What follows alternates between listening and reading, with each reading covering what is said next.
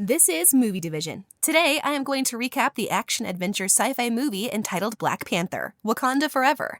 Spoilers ahead. Watch out. The movie opens with Shuri walking tirelessly in her laboratory, as T'Challa is dying from an unknown illness and she is hoping to find a cure. When she finds a solution that may help, she is met by her mother and queen, Ramonda, who soberly informs Shuri that her brother has died.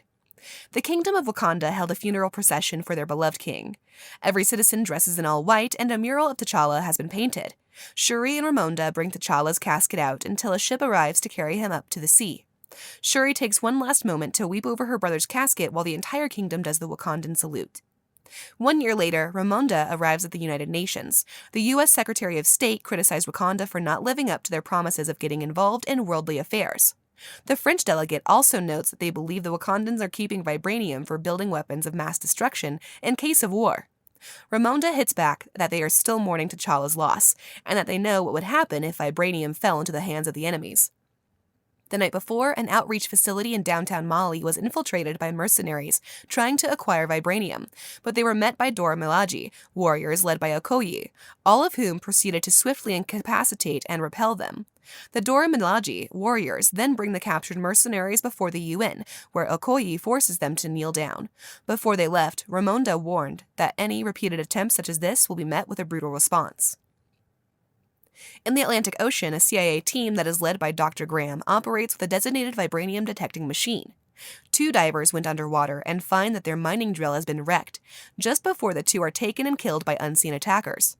Moments later, a tribe of blue-skinned people, Tolokans, emerge and proceed to attack the ship in the Atlantic, killing the people on board. Dr. Graham and her colleague attempt to escape in a helicopter, but the Tolokan leader, Namor, grabs the helicopter and hurls it into the ocean. Ramonda and Okoye return to Wakanda, where Ramonda finds Shuri continuing her work on the new technology. While her mother suggests that she should continue working on her synthetic heart-shaped herb to bring back the Black Panther, Shuri refuses as she believes the Black Panther to be a relic and only tried to recreate the herb to see if it could save T'Challa. Ramonda brought Shuri by the water to try and burn their ceremonial garbs to end the mourning period and begin to celebrate T'Challa's life. Shuri expressed anger at the world for her brother's death. Moments later, they are met by Namor, who criticized Ramonda and Shuri that he was not happy with T'Challa's decision to expose Wakanda to the rest of the world, because this left his own kingdom open and vulnerable to attackers, since Tolokans also possess vibranium. Namor orders them to locate and bring to him the scientist who created the vibranium detecting machine, or he will attack Wakanda. He also warns them not to let the others know about his existence. Ramonda then asks Okoye with going to find the scientist, but Shuri tags along despite her mother's objections. She and Okoye did travel to Virginia to find Everett Ross, where they ask him about the scientist. To their surprise, Ross tells them that the scientist is a teenager at MIT named Riri Williams. Shuri goes to Riri's dorm room and informs her that she needs to go with them, while also getting to know that her vibranium detecting machine was merely a class project that the CIA acquired. Riri doesn't believe the urgency until Okoye storms out of her bathroom and makes Riri go with them. Riri leads Shuri and Okoye to her garage where she's working on her projects. Soon, FBI agents storms the garage, forcing the ladies to spring into action and flee. Riri grabs her own iron armor suit that helps her fly, while Shuri and Okoye drove away. A drone goes after them, but Riri flew high enough to shoot it down before she runs out of oxygen. The drone then crashes over several cop cars, allowing Shuri and Okoye to pace out. Unfortunately, they are being stopped when the Tolokans corner them on a bridge and throw a water bomb at them, causing Shuri to lose consciousness. Riri also crashes upon the scene, and the Tolokans attempted to capture her. But Okoye engages in a fierce battle with them, seemingly killing 3 soldiers before facing the popular general Atuma. He nearly kills her with her own spear, until she shocks it out of his reach, and the other 3 Tolokans rise unharmed. When Okoye attempts to continue fighting on, she is knocked off the bridge. Shuri regains consciousness and tells the Tolokans to capture her with them, so they take Riri and her. Ross visits the crime scene on the bridge the next day, where he is met by Contessa Valentina de Fontaine, as she is now director of the CIA, and also Ross's ex-wife. Ross locates Shuri's Kimoyo beads and secretly took them with him. Okoye returned to Wakanda before the council to ask Ramonda to leave a team underwater to find Shuri, but for her failure in keeping Shuri safe, Ramonda stripped Okoye of her rank as an army general and of her position as the Dora Milaje. Ramonda went to Shuri's lab and asks her, AI Griot, to track Shuri's beads. She got in touch with Ross, who secretly communicates to her behind Val's back. He tells Ramonda that the CIA thinks Wakanda is responsible for the attack on the mining ship, but Ramonda cannot tell him much about Namor's involvement. Ramonda visits Haiti, where she finds Nakia working at a school ever since the blip. While she and Ramonda are very happy to see each other, Ramonda notes that Nakia was absent from T'Challa's funeral. Nakia explained to her that she couldn't bear to think of it as being the end of his life, even though Ramonda reminds her that for Wakandans, death is never the end. She then asked Nakia for help in rescuing Shuri. Nakia approached a village woman in the Yucatan area, as she has seen Namor and describes his legend as Kuk Uklun, which also means the feathered serpent god. Down in Talokan, Shuri is given the traditional garbs to wear before meeting with Namor. He started telling his backstory in 1571. His mother was part of a village that was badly plagued by smallpox after the arrival of the Spanish conquistadors. The people turned to the then god Chak for salvation. They discovered a blue material underwater that they ingested to cure them of their ailments, but while it removed their sicknesses, it turned their skin blue and forced them underwater since they could no longer breathe atmospheric air. Namor was, however, born different from the others, with wings on his ankles and the ability to breathe on land and underwater. His mother died heartbroken due to missing her own life on the surface, and when he went to bury her, he found the conquistadors raiding and enslaving the villagers. Namor and the Talokans attacked, with a certain priest referring to Namor as un niño sin amor, a child without love. And that's where he got his name, because he has no love for the surface world. He takes Shuri's father and shows her this kingdom, a prosperous and thriving nation not unlike Wakanda, and he tells Shuri to help protect their kingdoms against the rest of the world. Nakia proceeds with her mission to recover Shuri and Riri. Meanwhile, Ramonda meets with Namor after she speaks to Ross, who informed her that the CIA is already seeking to take action against Wakanda for the mining ship attack. When she asks Namor to accept responsibility for it, he warns Ramonda about taking retaliatory action against the Wakandans if they threaten Talokan's exposure.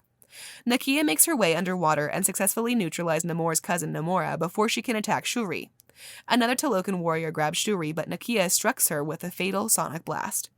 She escapes with Shuri and Riri, but Namor finds the warrior as she dies, taking it as an attack on Wakanda's part, so he leads his warriors to retaliate. In the city, Nakia reunites with Okoye, but they suddenly see the area flooding before they realize they are under attack. The Talokans begin to waterbomb the entire city, flooding the places and destroying buildings. M'Baku leads his Jabari warriors in battle with Shuri, attempts to fight back with her tech skills. Namor makes it to the palace and waterbombs it heavily, causing Ramonda and Riri to sink deep. Namor orders Shuri to join them in the attack against the surface world, or Wakanda will be completely wiped. Ramonda manages to drag Riri to the surface, but they became both unconscious. The Dora Milaje managed to revive Riri, but Ramonda is dead. A funeral is held for Ramonda. M'Baku attempts to console Shuri and offer counsel, as T'Challa requested of him, but she is now mourning the loss of her whole family.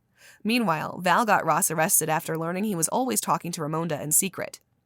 While the rest of Wakanda gears up for a possible Namor's return, Shuri finishes work on her Midnight Angel suits for Okoye and another Dora Milaje warrior, Aneka, while Riri works on her own iron suit. Shuri finds that the bracelet that Namor gave her contains a material that the Talokans used to survive underwater, which she mixed with T'Challa's DNA to successfully create a synthetic heart-shaped herb. With Nakia and Okoye, Shuri ingests the herb and goes into an ancestral plane, hoping to see Ramonda to give her guidance. Instead, she is apprehended by an unwanted presence, Killmonger. He explains that she sees him because she is being driven by her desire for vengeance against Namor for her mother's death and her anger over her brother's death, stating that she is just like him. Killmonger also says T'Challa was too noble and would have been chosen to spare Namor like he did Zemo after his own father was killed. When Shuri wakes up, she is unable to tell Nakia that she saw Killmonger and felt that her mother and brother abandoned her. However, she knows it is now up to her to lead the kingdom in battle, so she goes to find her own war helmet. Just as the tribes are debating their next move, a ship flies overhead, and Shuri descends for the first time in her new Black Panther outfit. M'Baku proudly declares that the Black Panther lives on. Shuri then gives everyone a speech about what they have to implement next. Shuri and Riri come up with a plan for drawing Namor toward a dry land to weaken him so he can be defeated. The Wakandans board a ship while battle-ready, and they send out a signal from other vibranium-detecting machines to lure the Talokans to them. They engage in their showdown, with the Talokans attempting to board the ship while Dora Milaje and Jabari warriors fight back fiercely. Riri emerged in her new Ironheart armor suit, while Okoye and Aneka flew in with their Midnight Angel suits. Namor gets high enough for Riri to hit him with a blast, and Shuri grabs him in her ship to begin evaporating the water on his skin. Riri is being attacked by Namora while Okoye squares Ul with Atuma. Riri blasts Namora into the Atlantic Ocean while Okoye knocks Atuma off the ship. Namor attempts to destroy the ship with his spear, but Shuri fights him with her angel suit.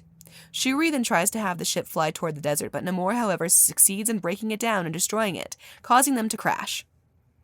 Shuri and Namor continue their fight, with Namor still having enough strength to defeat Shuri and impale her. Thinking about Killmonger's words, Shuri is visibly able to free and heal herself before relaunching an attack against Namor. She used the exhaust pipe from her ship to fire enough heat on Namor's body to severely weaken him. She grabs his spear and prepares to deal the killing blow until she saw a vision of Ramonda speaking to her, telling her to show him who she really is. Shuri then orders Namor to yield so that neither of their descendants has to suffer from their pursuits for unending revenge, and Namor agrees. He yields, and he is now taken back to the Tolokans to call off their fight and return home in one piece. In the aftermath, Shuri sends Riri home back to Boston, but informs her that she has to leave her suit there for fear that the U.S. will resume quarrels with Wakanda. She presented Riri with the car that belonged to her late father, now already fixed up. Back in Talokan, Namor spoke to Namora and tells her it was necessary to ally themselves with Wakanda Nation since they have no other allies to protect them, and this will eventually work in their own favor. Meanwhile, Okoye went back to release Ross from captivity.